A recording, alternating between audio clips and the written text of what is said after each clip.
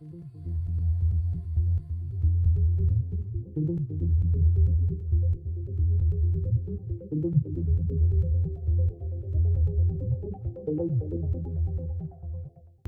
you may be thinking, what do all of these snakes have in common?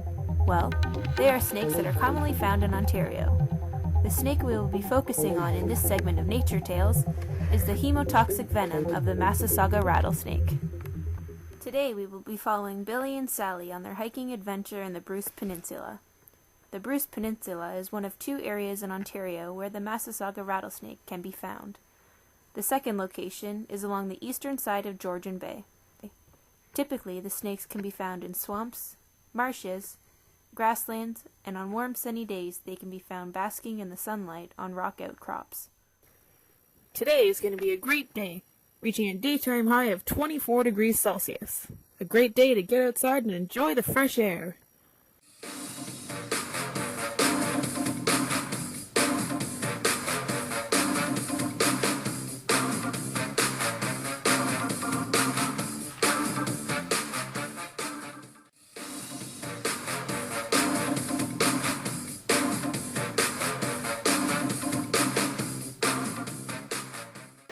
Hey, do you want to go on a hike with me today?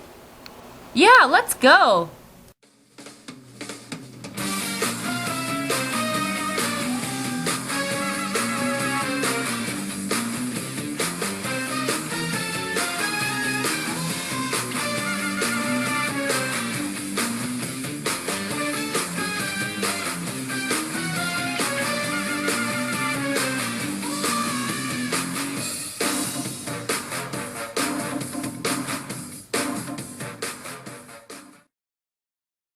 Since Massasaugas live in the wild, one of the most common ways in which we are exposed to their venom is when hiking or working in areas where they can be found.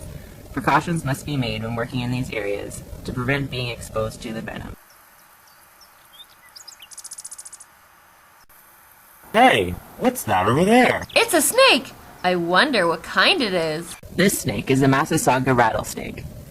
Massasauga rattlesnakes are a gray or brown-colored snake with a row of large rounded brown blotches or spots down the center of the back, as well as 3 small rows of alternative spots down each side. The spots on the back are unique to each snake, similar to humans having unique fingerprints.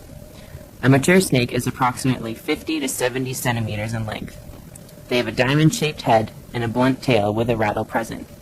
The rattle is used as a warning signal and sounds like this. The final trait used for identification are the eyes of the snakes, which are located on either side of the head. An interesting fact is that the Massasauga rattlesnakes are the only snake in Ontario to have vertical pupils, though if I were you, I wouldn't get close enough to see them. I just want to get a bit closer for a picture. I wouldn't do that if I were you. Ah! What happened? Oh no! I think I got bit! Did you know that? The fangs of the Massasauga, which are hollow like hypodermic needles, are the most highly developed among snakes. They are hinged and can fold back into a protective sheath when not in use. These fangs allow the injection of venom deep inside the bodies of prey animals. Now you know. I have been bit! Am I gonna die? Or worse, turn into a zombie? The venom is absorbed into the body through a snake bite on the skin. The venom gets injected into the body through the fangs of the rattlesnake. Once the subject is bitten, the venom enters into the bloodstream. The main function of the hemotoxic venom is to break down red blood cells and disrupt the clotting of the subject. Digestive enzymes are then used to disrupt the cardiovascular system of the subject. In prey, such as a mouse, this will result in incapacitation followed by death. Other enzymes found in the venom are then used to facilitate the digestion of the prey. Due to the nature of the venom, it is not possible for the venom to be naturally excreted from the subject. When someone is bitten, it is important to get them to the hospital as soon as possible. We need to get you to a hospital right away. They'll know what to do. Metabolism of rattlesnake venom depends on the body size of the subject bitten by the snake. For example, children are more likely to show severe symptoms because they will receive more venom per kilogram of body weight. Unfortunately, there is insufficient data on how exactly the venom is metabolized in the body. Rattlesnakes have the ability to perform a dry bite, at which point no venom is excreted into the bloodstream. Dry bites account for approximately 50% of all snake bites. Should the subject be injected with the venom, signs will begin to appear within 15 minutes.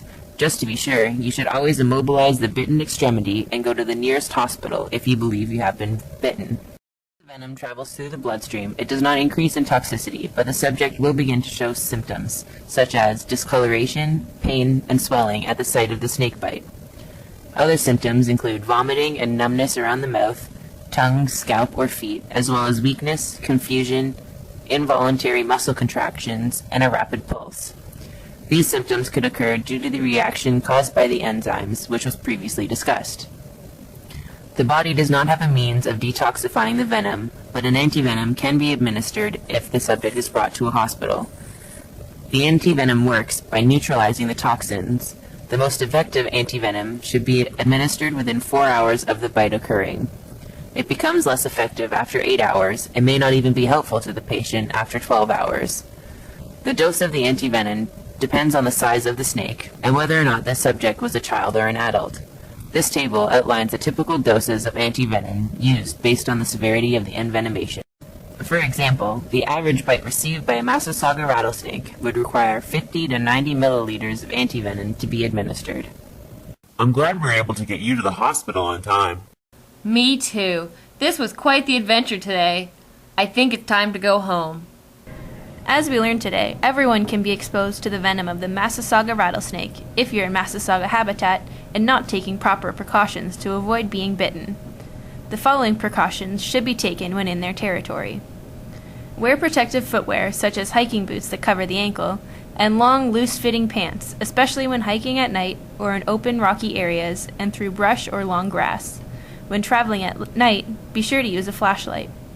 Watch where you are putting your hands and feet. You can even poke around gently with a stick before reaching into the brush or under rocks. Also, since pets are more likely to encounter a snake than people, be sure to keep them on leashes. If you do encounter a rattlesnake, stay calm. Stop walking and then determine the snake's location. Slowly move away from the snake and give it room to also move away. Feel free to observe the snake, but do so from a distance and do not try and disturb the snake. I hope you have found yourself more informed about the hemotoxic venom of the Massasauga rattlesnake and how to protect yourself from being bitten. This concludes today's episodes of Nature's Toxins. Thank you for joining us.